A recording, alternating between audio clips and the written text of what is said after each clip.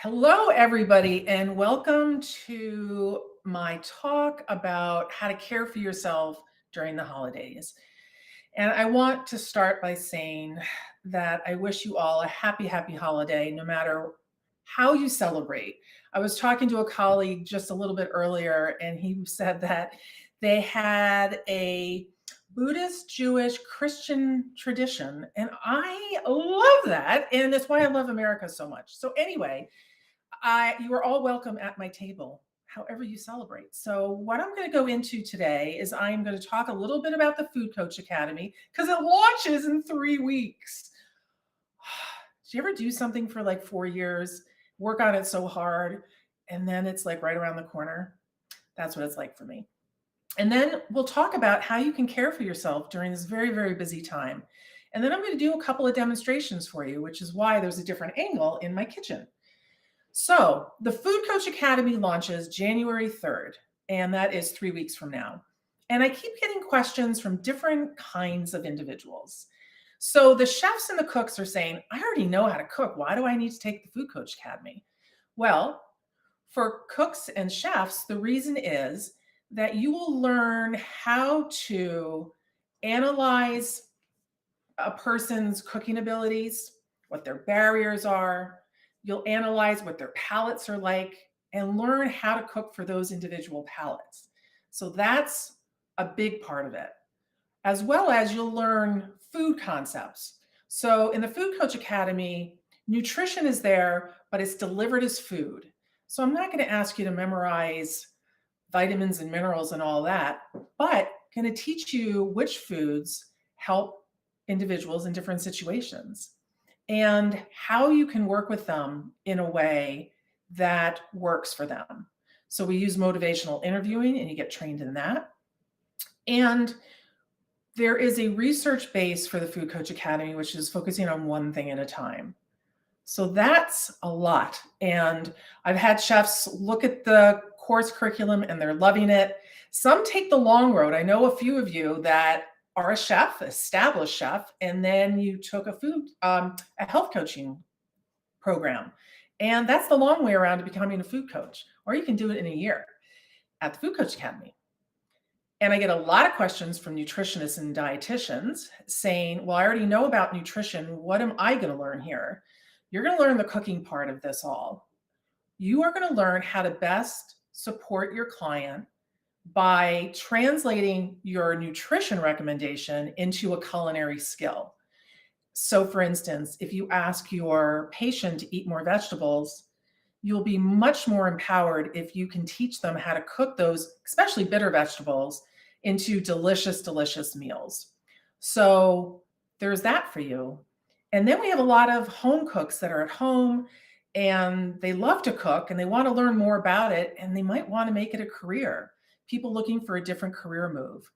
So we say that you don't need more than about 10 hours of nutrition instruction to join the Food Coach Academy. You should come in knowing what a fruit and a vegetable is and what a macronutrient and a micronutrient is, but just basic stuff. And we cover the rest. So those are the top questions. And now I'm going to go into how to take care of yourself from a culinary perspective. Now, during this busy time of year, and I've been practicing for over 30 years, right? So I have seen this come around and around again, where a lot of us put a lot of pressure during the holidays.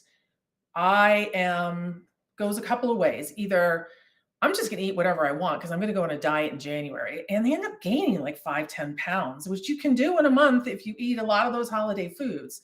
So they just throw caution to the wind and then feel gross and stressed, and then January comes around and they're tired and they're not feeling well, and it's really hard to stick to a diet, which I don't promote the big D diet, as you know, the little D diet, a way of eating that's delicious. Or some of us will say, oh, I'm going to be really good this holiday. Good, bad, doesn't belong in the food world. I'm going to be really good this holiday season, and I am going to not drink anything, or I'm not going to have any sweets. And that ends up working for a while until your stress level reaches a certain point, and then you start to eat more of it. So what I'd like to have you do the first thing I'd love to have you do is, no matter if you're at home and you're cooking, or you're going to a party, or you're out and about and people are drinking, and you're feeling like you're not connected to your best self decision making center, if you know what I mean, you just take 3 breaths. And you've heard me say this again and again, but to get back into your body, to decrease the stress load, decrease the cortisol, and then decide, what is it that I want right now? And if it's a drink, have a drink. And if it's a cookie, have a cookie. But just make sure that you're making that decision and not your stress, right? They're two different decision-making areas of our brain. One's more automatic and the other's more deliberate. So I challenge you to be a bit more deliberate this holiday season. I'm going to show you how to make a couple of really easy treats based on what you have in your house. And we're going to do that in a little bit. So again, what I am all about is really taking someone from here, I don't like what I'm eating, to there, I love what I'm eating. And a lot of us get tripped up along that journey, and it's not your fault. So you are asked to make too many decisions at a time. And it's the way we deliver that information to you and that skill building that's going to make a lasting change. So I know we had a question about what was it? Cooking on a budget. Like, you might not have everything in your house. So one of the best techniques that I use in the Food Coach Academy, and it's something I've studied for the last 15 years, which is this modular approach to learning and behavior change. So when we think to ourselves in this very stressful holiday time, I am going to eat healthy, that's noise. Because when you say I want to eat healthy, you're talking about doing 160 different things at a time in your 220 food decisions a day, and you are adding more stress to yourself. So choosing one thing you want to focus on.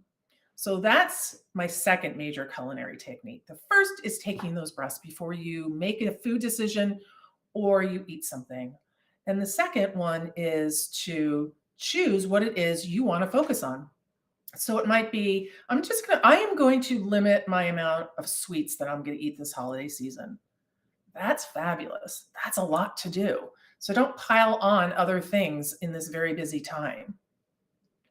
Make sure that you honor yourself and take care of yourself while you're taking care of everybody else. Because I know if you're a cook and you like cooking, you like taking care of people.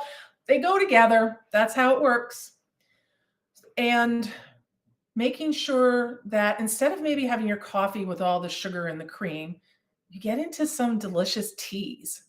And when you go to a party, I know this is where it gets wah, wah, wah. And I didn't even want to bring it up because we've all heard it before. Eat more fruits and vegetables. But right now, let's just get rid of all that. Let's just get rid of all that. We're going to celebrate this holiday season because goodness knows we all deserve it.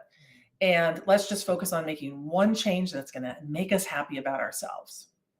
So right now, I'm going to show you how to make two of my favorite go-to dishes.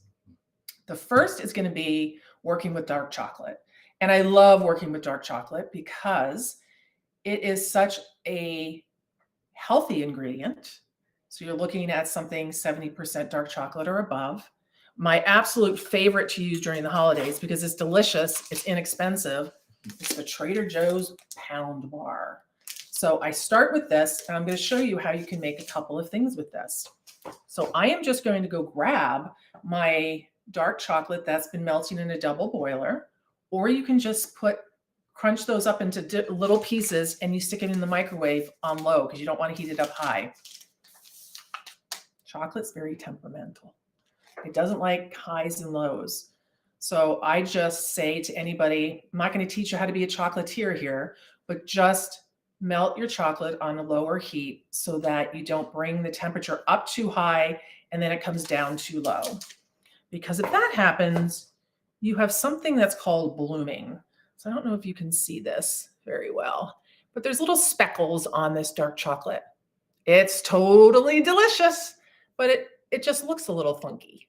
And that's because I did it on purpose. I melted chocolate a little higher in heat and then lowered it. So I'm going to step away for one sec. I'm getting my dark chocolate. And I'm coming back with it because we are going to make some chocolate bars. Now, all you need to make your chocolate bar is melted chocolate, a cookie sheet. You can see the cookie sheet right here with a bit of parchment paper. And there are some ingredients. I love these dried fruit. Again, at Trader Joe's. I'm a Trader Joe's fan because it's inexpensive and delicious. So I have some strawberries, freeze-dried strawberries. I have from King Arthur Flour, which is one of my favorite places of all time.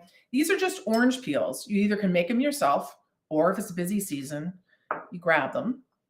Hazelnuts are my favorite nut, but there's a lot of other nuts. We've got some almonds and we have some macadamia nuts. Now, for those of you that want to save money, I am a big believer in what I call build a recipe, because we all know how to build. So I'm not going to say to you, all right, go out and buy these freeze-dried raspberries and these expensive macadamia nuts, because that's the only way I want you to make your chocolate bar. That's not how I roll. What I am going to say is look and see what you have in your fridge and your pantry already. What kind of nuts do you have? I also like some coarse salt, which goes really well on chocolate.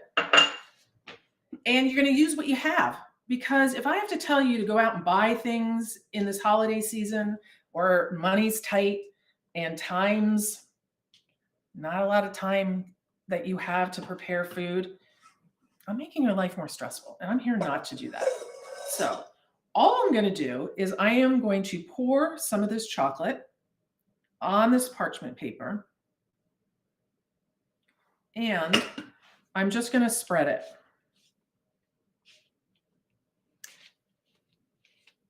We're just going to spread it a little bit. Now you can make this as thin or as thick as you would like. And this is my canvas. Can you tell I love chocolate? I do. I love it. I love it. I love it. And I am going to make a freeze-dried. Now I can either make some nice big pieces here, which can look really professional, or I can choose to break them up into smaller pieces. And again, these have no added sugar. It's just the sugar that's in them naturally. Again, healthy for you. And then I am going to add some almonds this time. These are roasted almonds. You don't want to have raw nuts because then it's going to be like gummy when you chew as opposed to a snap. And you definitely want a snap. And you just sprinkle these on, as many or as little as you want. These make a fabulous gift. I actually make my cookies every year. I'm famous for my cookies every year. But I also make these chocolates and I send them. These are my Christmas presents. I love through food. It's how I was built. It's how I came into this world. And it's how I'm going to go out loving food. Now, I'm going to add some salt, some coarse salt so you can see some of this. Again, you can be really creative. You can put chili powder on that if you want. There are many, many ways that you can make this. And then I will put this to cool down. Now, it depends where you are. I live in Vermont, so I just stuck it in my garage for a couple of minutes, and it solidified. But you can stick it in a freezer for a couple of minutes, or you could put it in your fridge. But I don't know anybody who has a fridge big enough to have this honkin' big cookie sheet. And there we have it. Here we have delicious chocolate. And what I like to do is I like to cut it not into square pieces. I'm just going to like break it up into random size pieces. And you could put this in a plastic bag with a nice bow. You can either use a sharp knife or you could use your hands. And I don't know about you, but if someone gave me this for Christmas, I would know you loved me. Delish. Wonderful, wonderful, wonderful. So again, you build your own chocolate bar based on what you have. So melting the chocolate, slow and low, putting it on your parchment paper so it doesn't stick, adding some ingredients, and then you have your chocolate bars, homemade chocolate bars. The other thing I do, which if you are invited to a party and you have very little time and you have some dried fruit in your house, this is the simplest thing and people will love you for this. So I went to a party just the other day and I brought with me, because I didn't have time, I didn't, and I didn't want to go to the store, I didn't want to spend any money. So I went with a tray of chocolate dipped apricots and chocolate dipped ginger. And when I have a tummy ache, these chocolate dipped ginger are fabulous. So I'm going to just show you how incredibly easy it is to do. So I have some honking pieces of Trader Joe dipped ginger. But what you're going to see me do, and I'm just going to do it right here, I'm trying to keep the water away from chocolate because there are enemies. And just dip this in the chocolate. And you want to go like this to get the excess off. And I'll scrape the side. And here you go. And then this will just cool down, just like the chocolate bar. And you can just have your kids help you do this to get chocolate all over the place. You'll remember it for the rest of your life. And you can create a dish with chocolate covered fruit, whether that's fresh fruit or dried fruit. I'm doing the dried fruit right now because, again, they can be gifts. And I know for a fact people love them. I've been doing them for years. So that is your easy breezy lemon squeezy chocolate gifts. And you can bring it to any party that you go to. Super easy. People will think that you slaved, that you're quite the gourmet, and check one thing off your list. All right. So now we're going to take a walk to the savory land. And I was fortunate to receive this recipe from a patient's mom. So I worked in pediatric oncology, and one of the little tykes, his mom shared with me one of her recipes for roasted pecans. Now I'm just going to grab the cookie sheet again because we're going to need this in a minute. And I'm going to grab a bowl. Really, really simple recipe. What you need is one egg, because you need the egg white, which you're going to froth. And then you need a package of raw pecans. And where did I get it? Trader Joe's. So we've got our raw pecans and then some spices. The reason for the whipped egg white is because you need something to coat the pecan, or pecan, depending on where you are. Coat the pecan so that when you add the spices, they will cling to it. Now I'm going to show you how to do the healthy method. So this is just one egg white. It was a big honking egg, I know. So one egg white and about 1 to 2 teaspoons of water. And I am just going to whisk this till it gets a little foamy. And you don't need to use a machine, just use your hands. A hand whisk is totally fine. And you'll see it's starting to foam up here. Doesn't take long. So that's the foamy foam. And I'm going to add my pecans to it, and I'm going to toss it. And you can see that this is covering the pecans. All right, so we got these covered. I could have used a little more pecans. You don't want excess water in there. I mean, the excess egg white mixture in there. That is totally fine if you do. It's simply delicious. All right, so now, again, you're going to build your own pecans, roasted pecans. So I made a mistake, and I love making mistakes because that's when you learn what's super delicious in the kitchen. So I didn't have my glasses on, and I went to reach for the cinnamon last year to make my pecans because it's usually cinnamon, sugar, salt, and you toss them. I grabbed turmeric. All right, I must have been really tired. Yes, because turmeric doesn't look anything like cinnamon, but I added the turmeric instead. So I'm like, all right, well, I already added the turmeric, so now I'm going to add the cinnamon. And what I ended up doing is making roasted pecans that are cinnamon turmeric, and they are incredible. And I'm so glad I made my mistake. So in my spice mix, I have some sugar. Now, in her recipe, it was about a cup of sugar for about twice as many pecans. I don't do that. You don't need that much because then the sweetness takes over and you're not going to appreciate the subtle flavors in the turmeric and the cinnamon. Well, cinnamon is not so subtle, it hits you upside the head, but the turmeric, right? So, what I added is for this amount, I added 1/8 of a cup of sugar. That's all I needed. And in this spice mix, I added 2 teaspoons of cinnamon, a quarter teaspoon turmeric, a quarter teaspoon salt. And then we all know that if you're going to use turmeric, it has to have some black pepper. So there was just a dash, a total dash of black pepper. And the reason is you eat the turmeric, super helpful for you. It enables your brain, it's called BDNFs, brain-derived neurotropic factors. Well, all that means is that you make new brain connections with the ingredients in turmeric. But if all you ate was the turmeric and you didn't have the black pepper, you wouldn't absorb this. This plus this equals 2,000% increase in your ability to absorb the turmeric and all the healthy ingredients to grow new brain connections.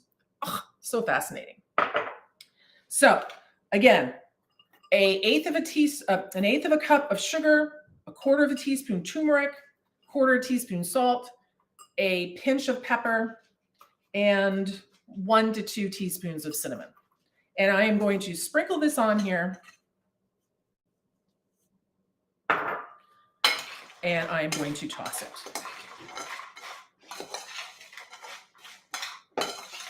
And you want to make sure it gets fully covered, fully coated. And then we're going to cook it at 325, anywhere from 16 to 20 minutes. It depends on the thickness and how big the pecans are. Some can be honkers and some can be kind of smaller. So you get yourself one of your cookie sheets. Now, she asked for butter. I don't need butter. I just need something that is going to prevent my sticky, goopy mess of pecans from adhering to the bottom of my pan. My grandma always taught me these are the best tools you'll ever have in the kitchen. She taught me how to do that making brownies. Love her. She's in heaven now watching over. All right, so the other thing you want to do is make sure that it's a single layer. You don't want them on top of one another, right? And I'm going to cook this in a 325 oven for 8 minutes. And then I'm going to flip them. That's super important because you don't want them to burn on one side and not really cook on the other side. So 8 to 10 minutes on one side, you flip it, you put it back in the oven for another 8 to 10 minutes. And then what do you get? Oh, I'm going to show you. Do you see these golden nuggets? These are absolutely incredible. You can put them in a plastic bag with a nice bow. Try to eat just one, I dare you. Let me know if you can eat just one. Not going to happen. So these are incredible. They're crispy. There's a little bit of sweetness. I can feel it at the back left of my tongue. I can taste the cinnamon, and then out comes the turmeric. Kind of hits me a little bit. They're so good. So if you need the recipe, just let me know. Actually, you know what I'll do? I will send the recipe, and Rouxbe will put it up on their website for both of these. Can't just eat one. They'll make you thirsty, but you should be drinking enough water anyway. So those are my tips. And now, if we could go to the question and answer period, I'd be happy to answer any questions that you have. So, do we have any questions? I don't know where that is, Patrick. In my email. Well, that's good. Can you read the questions, Andrew? I mean, Andrew. Oh my God, I called Patrick Andrew. I've called Patrick Dan today. You're not the only one whose brain goes, whoo, when it's. Yes. So Stacy, You probably picked up by now. You don't have to go to an expensive gourmet store to get your nuts, your dark chocolate. You don't have to order them in. Places like your big box stores, Trader Joe's, one of my favorites, just because they have it all there, is a really good reason, good solution. The other thing is this whole building. So I know a lot of you know how to cook really, really well, because I know that because a lot of you are taking my taste and flavor and you're coming up with recipes that are blowing me away. So when you look at a recipe, don't think you have to run out and get that very specific herb, or you have to use that nut instead of a nut that you actually have. That you be creative and look at what the ingredient is doing in the recipe. So if it's something that's going to add some crunch, use something else, use another nut or use another element that will bring that crunch, so that you don't have to go out and buy certain things that you're going to use once and then not use again. So that is one of my suggestions. The other is, I showed you today, you don't have to go all out. You don't have to get a ton of ingredients and spend hours in the kitchen. What did that take us? That didn't take more than the pecans from start to finish, including baking, half hour. The chocolate, literally 15 minutes. So time saves money. And the other, choosing something that you have already, are the two best ways I know from a culinary perspective to save money.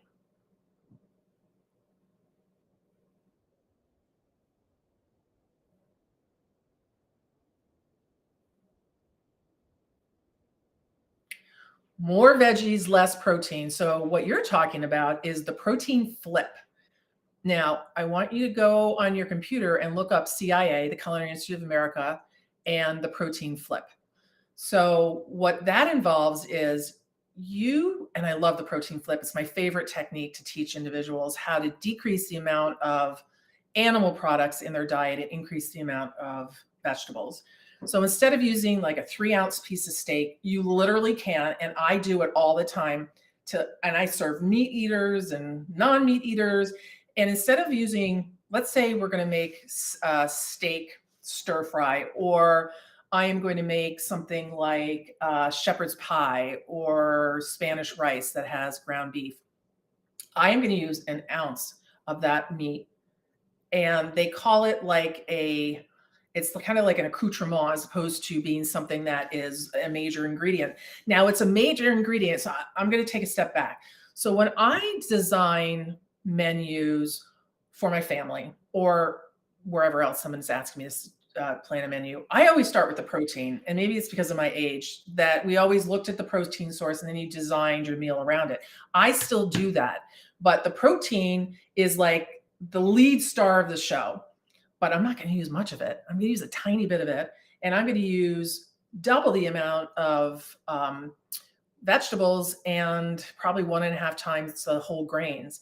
And when people eat my stir fry, or they're eating, I just had people over and had a shepherd's pie. That shepherd's pie had, for 6 people, there was probably, I had 1 little pack of the lamb, and I made probably 3 quarts of shepherd's pie.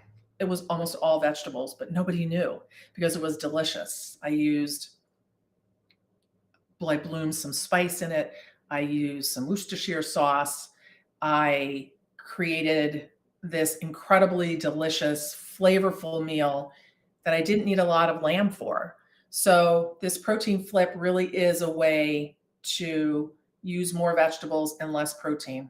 And you'll learn how to do that by trial and error. Just continue to use less and less of the meat and more of the vegetables. And if you're cooking for a family, there'll come a time where they might say, where's the meat? Right? And so, maybe you went a little too far or something like that. Or you can tell them, we're working on our health and this is what's for dinner.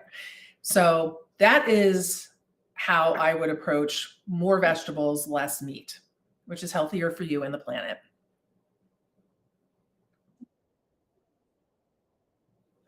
Okay, it was Trader Joe's 72% cocoa dark chocolate bar. Cocoa, whatever. 72%. And the only thing in here is unsweetened chocolate, some sugar, cocoa powder, and soy lecithin as an emulsifier. 4 grams of fiber per serving, and 7 grams of added sugar per serving. So like almost a teaspoon and a half. So you don't need to add any extra in there. And it doesn't taste super sweet, but the sweetness helps to decrease the bitterness in the chocolate. So I find that that's the best one I've used, and I've tried them all. You can also use chocolate chips if you want to go that way to make it easier if you don't have a double boiler and you want to use a microwave. Good question.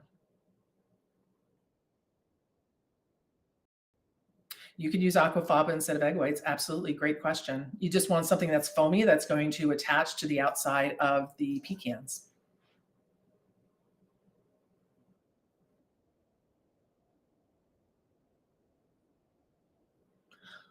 Yes. So one of my favorite things right now are charcuterie boards.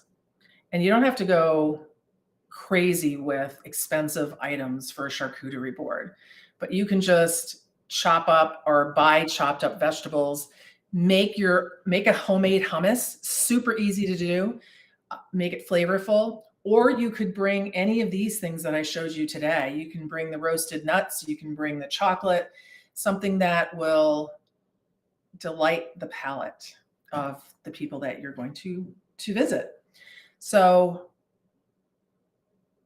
not trying to overcomplicate things during the holiday is being really super nice to yourself. So think simple. Simple doesn't have to mean boring. It could be super delicious. So you're going to add a lot of flavor elements to whatever you make, whether that's the hummus or another dip that's going to go on your charcuterie board, some cheeses. The way that you present the charcuterie board is half the fun. You can sprinkle some pomegranate seeds on top of it, maybe put a little bit of evergreen around the corners. Just make it super pretty.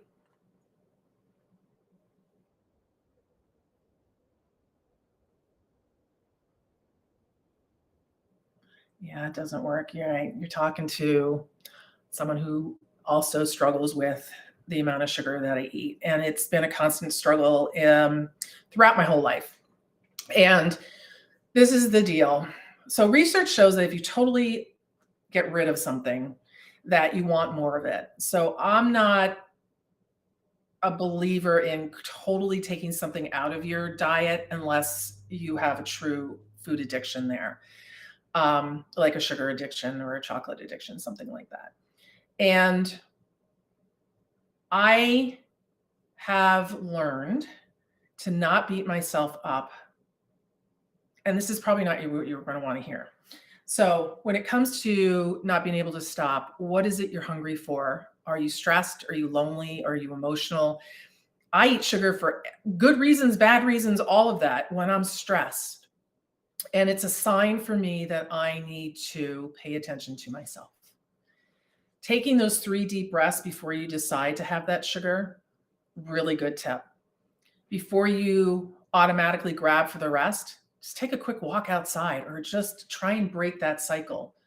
And if you do choose to eat that chocolate, absolutely no shame, absolutely no blame, no shame, nothing like that.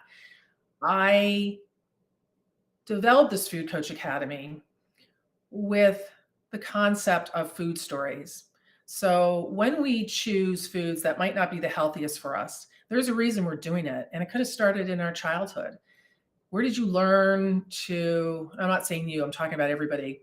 Where did you learn to grab this sweet thing or this fatty food when you weren't feeling well? There's a reason for that. And in order to get a hold of that, takes number 1, 2, and 3, compassion for yourself. Compassion, compassion, compassion. Then it takes awareness, and then it takes one step at a time. So if right now you're eating 4 cookies at a time, try for 3 and give yourself a week or 2 of eating the 3 until it feels normal. And then maybe try for 2 until you're able to train yourself to enjoy what you are eating. Because a lot of us who crave sugar eat it so fast you don't even know you ate it. It's like, I've been there. I've had a piece of chocolate and I'm like, did I eat that? And I actually have to go check the bar to see if I actually ate the chocolate because I didn't remember eating the chocolate because I was working at the same time. So savor, savor, savor. just be kind to yourself and take itty bitty steps towards your goal.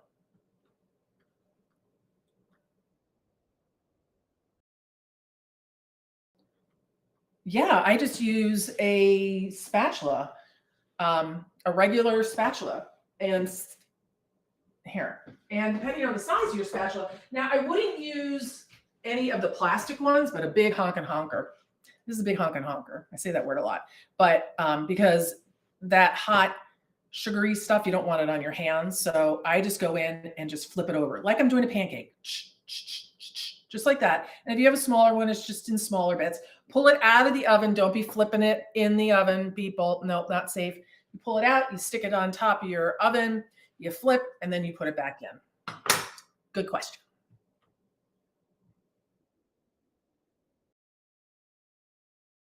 Besides raw vegetables and popcorn, crunchy snacks. So I did this experiment when Michelle Obama came out, and she wanted the schools to make healthy options for their kids.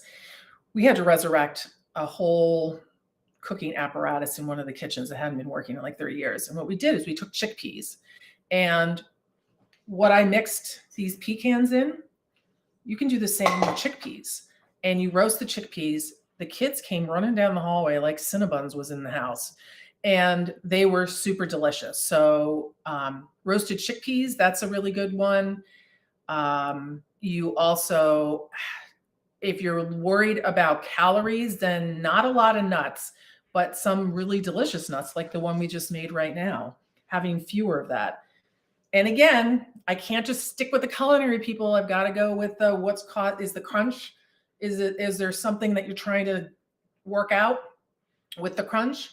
Or is it just purely you like crunchy food? Totally fine. If you're looking for energy dense, which you're not because that has a high amount of calories with no nutrients, those are your chips. Pretzels are a healthier alternative. They're high in sodium, but it gets you that crunch. And I always like to want to crunch something a little crunchy, salty. I might do a little bit of pretzels. They're just like dead food, though. I mean, there's nothing really in them except a bit of salt, which isn't healthy at high amounts anyway. So I would say try your chickpeas and come up with savory recipes and come up with Cinnabon-like recipes and let me know how it goes.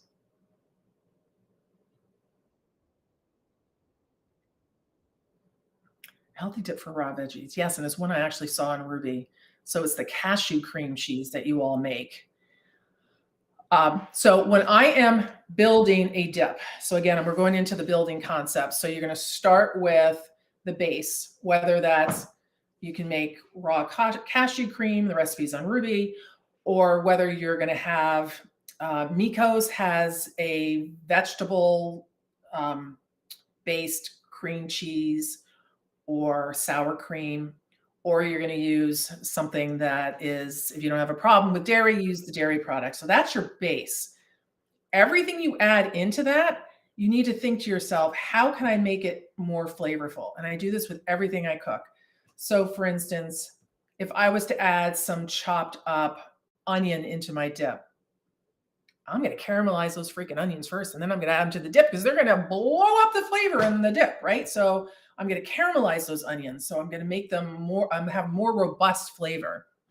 The spices, I'm not just going to pour the spices in. I'm going to toast them or bloom them dry on the stove to bring out the flavor of those herbs and create this aroma-full, flavorful experience with those herbs. And you can add whatever you choose to add. So spices are always in there. You've got your vegetables in there. You know, if it's, you know, spinach, you want to make the spinach maybe a little more savory, maybe add some spices to it, or a little bit of soy sauce, something that's going to bring out that flavor. So it's making sure whatever you add in, you up it a level in the flavor. So do I have a specific recipe? I don't.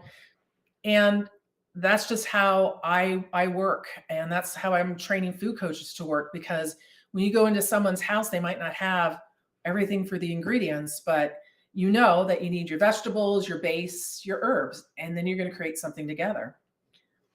Hope that helps.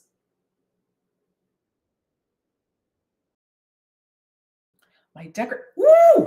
Costco. Seriously, these were Costco. They were like so freaking. They were so inexpensive. Yeah, no, it wasn't IKEA. It was Costco, and I think there was like 10 or 12 of them in it. Perfect size. If you're going to do ice cream, which I'm allergic to dairy, but if I did vegan ice cream, I'm going to use this bowl because this bowl, not a good idea. But thank you. I love them. They're two different colors. Thank you.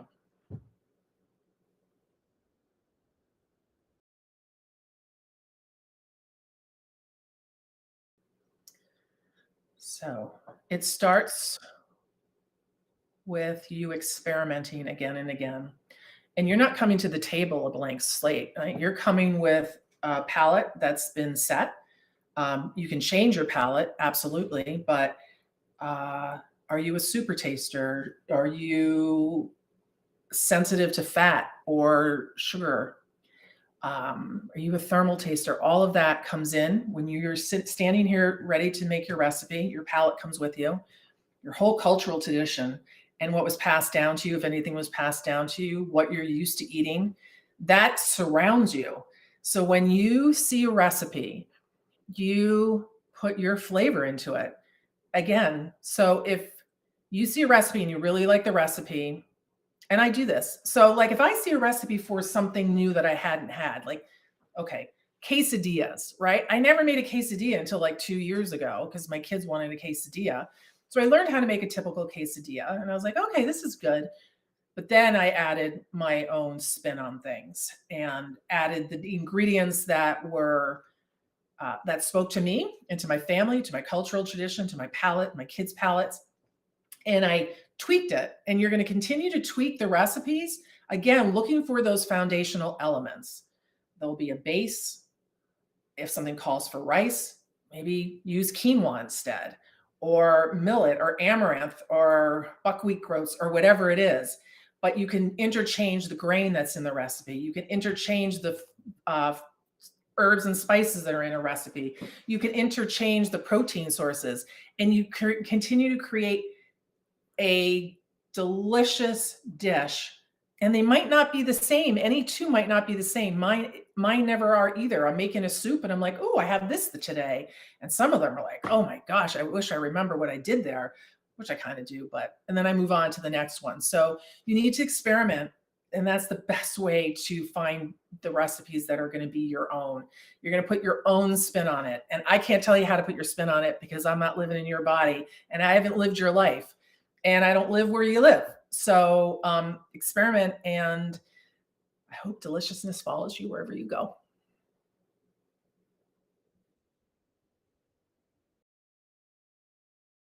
Yes, 100%. Absolutely. So you're looking for the red bar. That's the dark chocolate one. So we done with questions? All right. Well, everybody, I wish you a happy holiday. I wish you moments of peace, laughter, and joy. And may 2024 be filled of delectable bites. Happy holidays.